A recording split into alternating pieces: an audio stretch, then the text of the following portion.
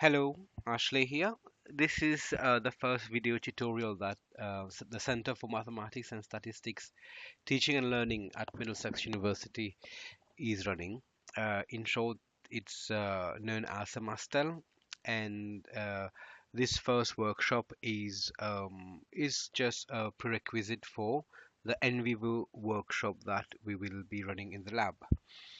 Now, briefly for the whole workshop, that is today's tutorial plus the NVivo, this is what's supposed to be covered. Um, for within a few minutes, I will talk about CeMaSTeL and its purpose. Then what's important would be these few points here. So data and types of data. Um, we will focus more on the qualitative data, and then the analysis again will be focused on interview data. We do have analysis workshop on literature review, which we will organize sometime later. That's for today, and then we will run NVivo in the workshop in the labs at Middlesex University. Now, it will be advisable that you listen to this tutorial first before coming to NVivo, but if you do not have time, then I will have to browse through this quickly when we run the workshop for NVivo. Now this is where we're going to stop. So the last thing we're going to do in today's tutorial will be qualitative analysis of interview data. So that's what we're going to do here.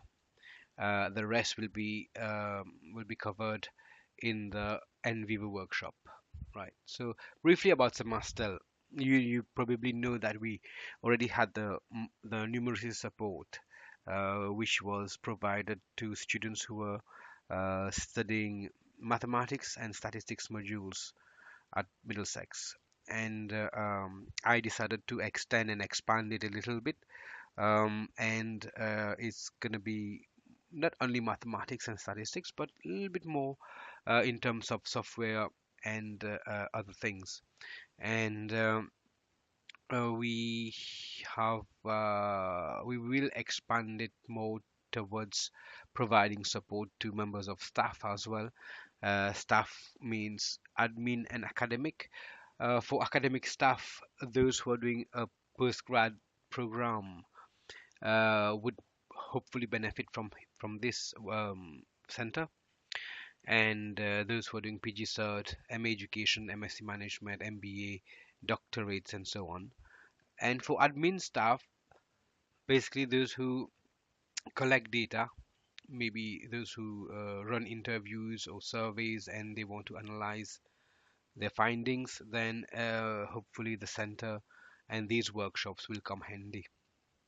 And finally, please, for this is an invitation to all colleagues, whoever wants to run a workshop on softwares or on mathematics and statistics.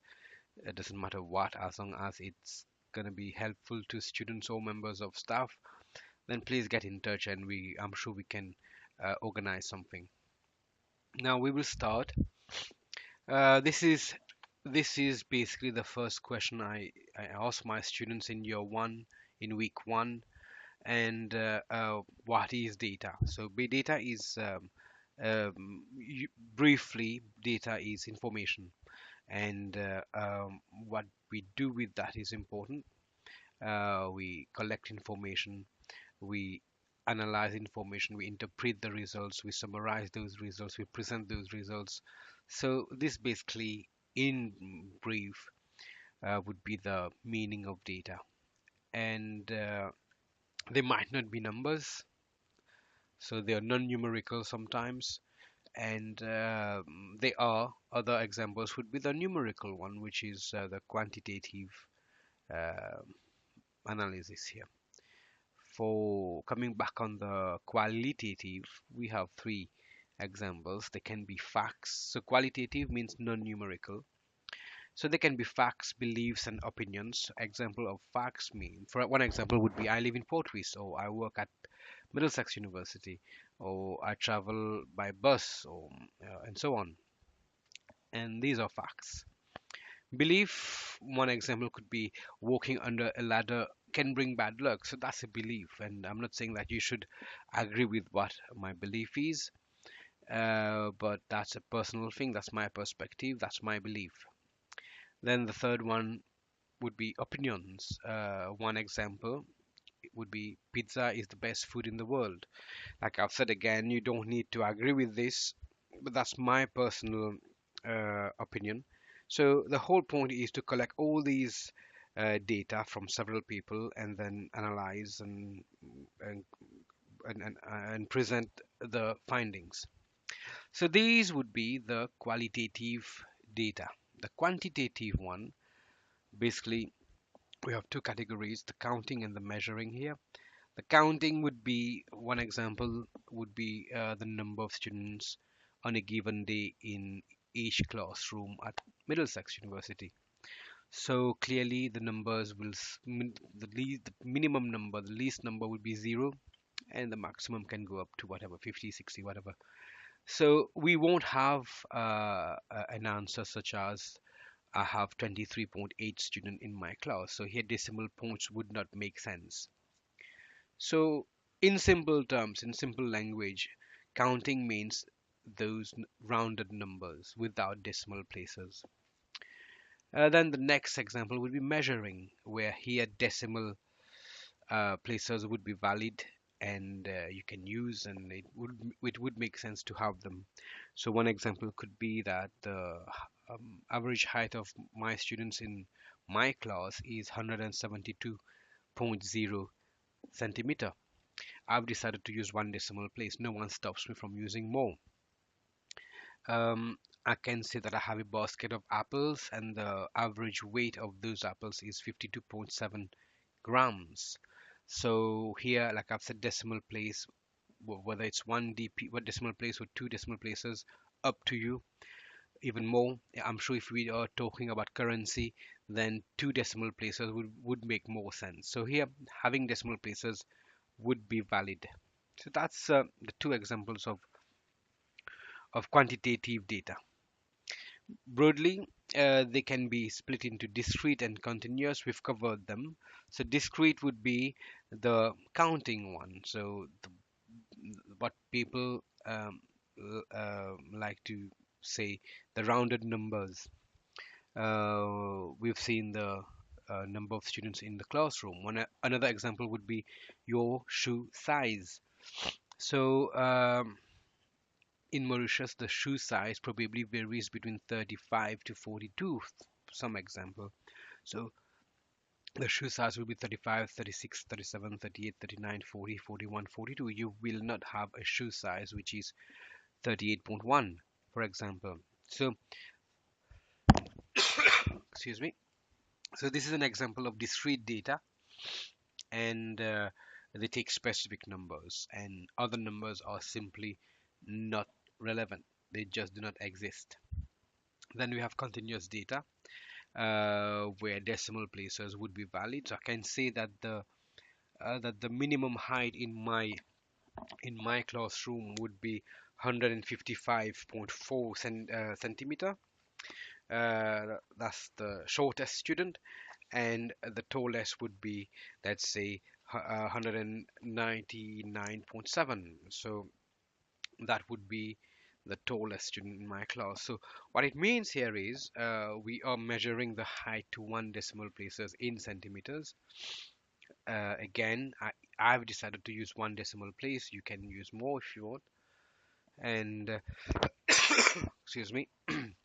And anything in this given range, that is minimum 155.4 centimeter, maximum 199.7 centimeter, anything in this given range would be valid. I'm not saying that I have a student who is exactly 181.2 centimeter, but what I'm saying here is having a student who is 181.2 centimeter is a possibility in my class. So there you go. Now, like I've said, if we are to run an NVivo workshop, then I think we need to focus more on the qualitative data, and um, that's because NVivo is a specialized software for qualitative analysis. Qualitative data is also known as categorical data, and they can either be nominal data or ordinal data. Now, uh, ordinal data, I think it gives you a clue, order. So here, having a rank or having an order is important. So let's start with the nominal data here first. Clearly here, the order is not important. So one such example is, where do you live? So some people will say Vakwa, Cupip, Port Louis, Flack, Cascavel, and so on. So we don't have an order here. It doesn't mean that if you live in Port Louis, you are better than those who live in Vakwa. So these are qualitative data, non-numerical, where the order is not important. Then ordinal data, clearly, like I've said, the order will be important. So one such example is degree classification of our students. So getting a first, having a first class certificate is better than having an upper second class certificate, which is better than a lower second class certificate, and so on. Another example could be the hierarchy in the police force, where you have the commissioner of police and the assistant commissioner of police, and so on. So they are all non-numerical data, hence qualitative data. And where there is an order, there is a hierarchy, there is a ranking. So that would be ordinal data. Now, a few things to remember when you do qualitative analysis, and I've mentioned three things here, but there are lots more. So um, I thought these three things would be quite important for me to mention right now. So first of all, ethics consideration. I'm pretty sure for the students who are doing dissertation and for the staff who are doing their postgrads or doctorates, I'm sure they had to go through this. Ethics consideration is extremely important. And with regards to Middlesex University, we have a more form to fill, and it does take a few days or sometimes weeks to get it right. So you need to be careful here. We have support provided for this, and I'm sure we have a colleague here who runs these type of workshops. So we do have all the support required at Middlesex University. Then the second one, which I thought I'd mention, would be how to transcribe your interviews. Now, this is a question that I usually get. It's a boring, it is a boring process, and you need to be quite patient here. Um, you can always do it the old-fashioned ways, where you record your interviews using a recorder, then you go home and you use your earphones and play the recordings and start and pause and type or write and keep doing it. So it does take a lot of time. In general, a 1.5 hour interview would take about 24 hours to transcribe if you're gonna type. But my personal favorite, I'll let you discover it yourself, but my personal favorite is the website given here. I think it's the best thing. And with regards to transcribing interviews, it is excellent. That's again my opinion. It's free to use for a week if you have an educational email ID. So the disadvantage here is if you have a lot of interviews to transcribe, then you have to do those within a week. The advantage for us, especially, is that we do not have only one educational email ID. We have three. Most of us actually. So first of all, is it's the for the members of staff, you have the mdx.ac.mu email, which you can use for a week. Then you can use the mdx.ac.uk, which you can use for the following week. And finally, most of the staff, excuse me, most of the members of staff have a student email address, which is the live.mdx.ac.uk. Hence, you can use that in the third week. So basically, you do have time if you have lots of interviews to transcribe. But better still is the annual license fees for using this website, which is $20 per year, and I think it's awesome. I think it's not too expensive, at least for a year, and sometimes you do get discounts, which comes down to $17 per year. So the license fee being $17. so hence a discount of $3. And again, that's up to you. I'll let you discover the website yourself. If you think it's worth it, fine. Otherwise, like I've said, please use your email, university email IDs, and you can proceed from there. The third one would be the software that you can use when you do um, analysis, whether it's qualitative or quantitative. I mean, I'm not talking about quantitative analysis too much here, but focusing on the qualitative. So students and members of staff can use NVivo because they can download it from UniHub free of charge. We have the license there, which right now is valid till I think about August of 2019, and I'm pretty sure once it expires we'll get new license from Hendon. We do have other software, Atlas.ti. I haven't personally looked into it, but apparently it's as good as NVivo. Then we have Nudist. I'm not too sure why it's called Nudist, but I'm quite positive that there is a valid reason. Excuse me.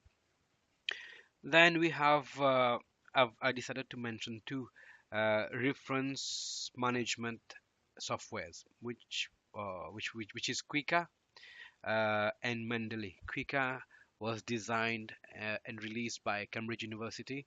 It's excellent, and I know a lot of students and staff do not use LaTeX to type their documents, but if you do, then Kika would be compatible with LaTeX. That's the good news. Otherwise, even if you do not use LaTeX, Kika is still perfect. Then we have Mendeley. It's free. You can download it. Both are free actually, Kika and Mendeley.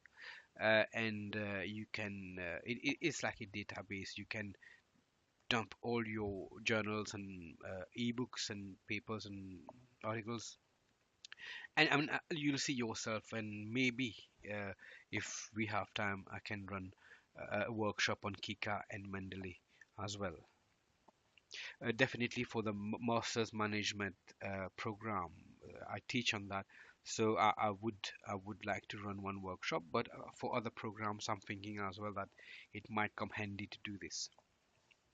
So now, if we focus on the analysis and more precisely on the analysis of interview data, we have a few steps involved here. Now, it doesn't matter whether you have NVivo or if you want to use the old-fashioned way, which is pen and paper, that's fine. It's still valid for anything you want to do.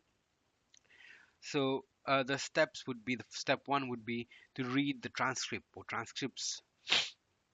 So if you have a few transcripts, so let's say you've done 5 interviews, which means you'll have 5 transcripts. So the first point would be to browse through them as a whole. You need to have a broad idea of what's gonna happen and what you have to be thinking of before you start doing your analysis and discussion and so on. So first point would be to go through all of them. Second is to make notes about your impressions. What do you think? What's coming across your mind, and anything that needs to be remembered and focused on, and so on. Then you have to read the transcript again one by one. Each one is an entity by itself. So then you need to read line by line very carefully before you do all the analysis and so on. Now, like I've said, you can use NVivo to do this. You can use pen and paper. That's fine. Right now, I'm not really focusing on NVivo. I'm just talking broadly about the qualitative analysis of interview data. Step two would be the labeling process, which is you need to start labeling words, sentences, sections which you think is important.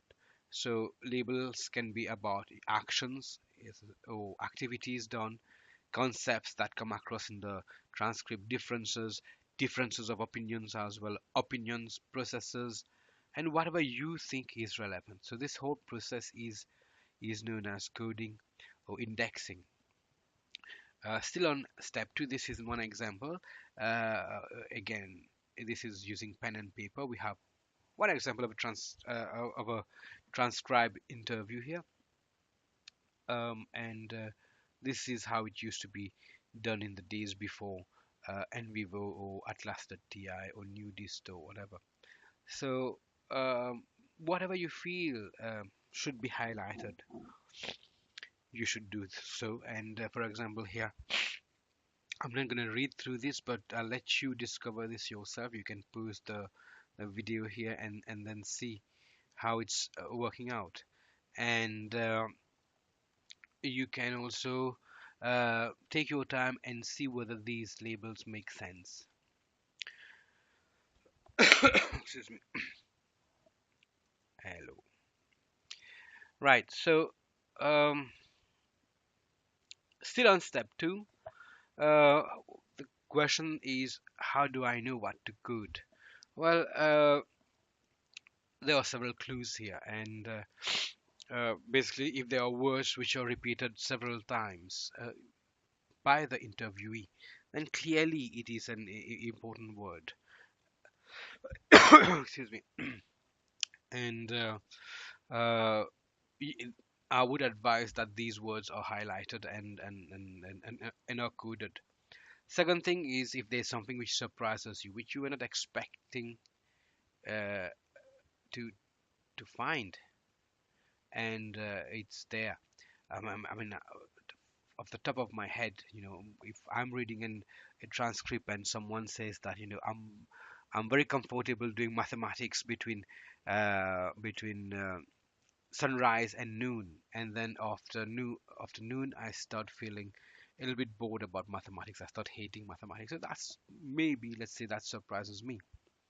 That's going to surprise me, and it's something that I might want to code. Next one would be the interviewee explicitly states that something is important. So if the interviewee, I mean, the whole point of data collection is to collect data and analyze data. So if the person is saying that something is important, then definitely it is, at least to that person. The next point is when you go through the transcripts, you might see something that are some stuff that are quite similar to reports and articles that you have read, or that reminds you of certain concept or theory. So again, these would be things that you can highlight. Now, there is no standard procedure here. You will see once you get the hang of it, you will start doing it, and you will know what to do and what to code. And finally, whatever for whatever reason you think something is relevant, then it's worth coding. And one thing you need to remember is it is your study, it is your research, it is your data collected through interviews and whatever. It is you are the interpreter, and uh, you're going to highlight stuff that you believe is important to you and to your research. So please go ahead. There's, like I've said, no structured steps here. It comes with experience by doing a few by analyzing a few transcribe interviews. You will understand what I mean here. Now also, you might have lots of codes. Do not hesitate to have lots of codes. You can have dozens, or you can have hundreds of them, and that's just pretty much normal to have. Right, so the next one, so step 3 now, is to decide which codes are the most important and create categories by bringing several codes together. Now, the steps involved here would be to go through all the codes that you've created before in step 2. Excuse me. You read them with pen and paper is fine, and if you have NVivo, that's better still for me. And then you can create new codes using two codes that already exist. And so for example, one code is, let's say, I hate mathematics. Someone said I hate mathematics, so I might like to code it as negative feeling. Then somebody else says I love mathematics. I will code it as positive feeling. Now these two codes can be I can create a new code to combine these two ones. So I can say feeling about mathematics, under which I will have positive feeling, and under which I will have the negative feeling. So this is how we can combine two codes. You do not have to use all the hundreds of codes that you've created in the previous step. Actually, some of them will be dropped, and some of them you might consider useless. But that's what I said in step two. By all means, if you feel that something is worth coding, do go ahead. Later, if you have to drop those codes, then fine. Um, Keep the codes that you think are important and group them together in the way you want, and that's how we create categories here. Excuse me. Sometimes we call them themes. I'm going to stop here and I'm going to show you the next slide, and then we can carry on those four points here. So moving on. For example, I have 7 codes. The codes are Facebook, Twitter, bus, car, cycle, football, and pool table. So for some reason, which I'm not going to tell you, and I think you know it, they're quite obvious reasons, I decided to combine Facebook and Twitter. I decided to combine bus, car, and cycle, and I decided to combine football and pool table. Now, the codes, these 7 codes, I've decided to separate them using common sense, and I've decided to put them in a pot, in their respective pots. Now, that's what I call categories. So, Facebook and Twitter will be in a big pot. Bus, car, and cycle in another one. Football and pool table will be in another one. So remember, Facebook, Twitter, bus, car, cycle, football, and pool table are codes. I've put them in pots, and I'm going to label those pots as we'll see in a few minutes. Moving up again, categories do not have to be of the same type. So we have the pots, the categories are the pots. They do not have to be of the same type. So clearly, without showing the next few slides, I can ask you about how are you gonna call this pot or this one or this one. So clearly they're not gonna be of the same type. So they can be about objects, processes, differences, or whatever. What you need to remember is you need to be completely unbiased, you need to be non-judgmental, you need to be creative, you need to be open-minded here. So right now your work is slightly more conceptualized uh, compared to before, to the previous step. So this is the whole point of, in simple terms, putting them in pots. The proper term would be to categorize them. So there you go. If I were to categorize them, so clearly the pot containing code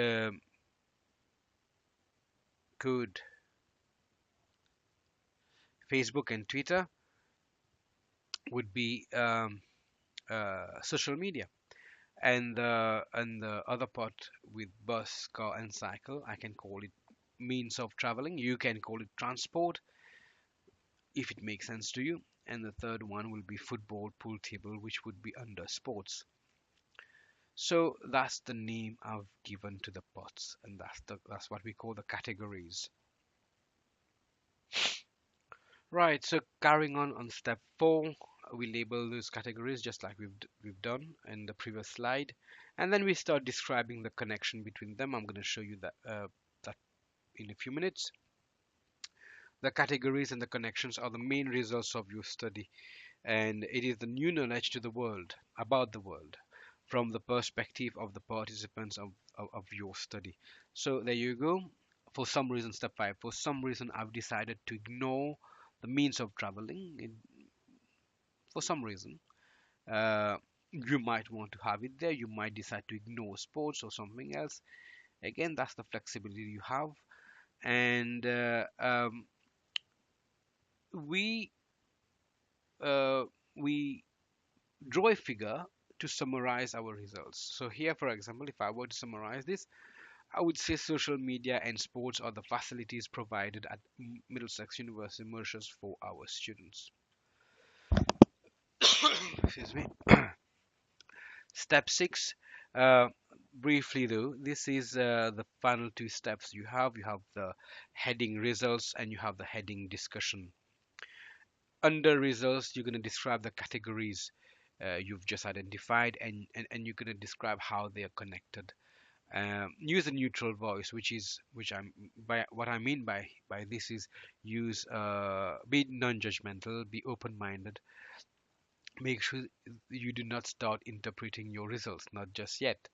And then on under the heading discussion, that's where you start writing about your interpretations, and you start discussing your results, and you interpret the results in light of in light of the following examples here, results from similar previous studies, and so on and so forth. So the I've used Kent Löfgren's, who's from Sweden, materials to prepare this tutorial, and this is the end of this tutorial, and hopefully you get the chance and the time to listen to this before the NVivo workshop. So the next one would be the big one, which is NVivo Pro workshop in the labs at Middlesex University. Thank you very much.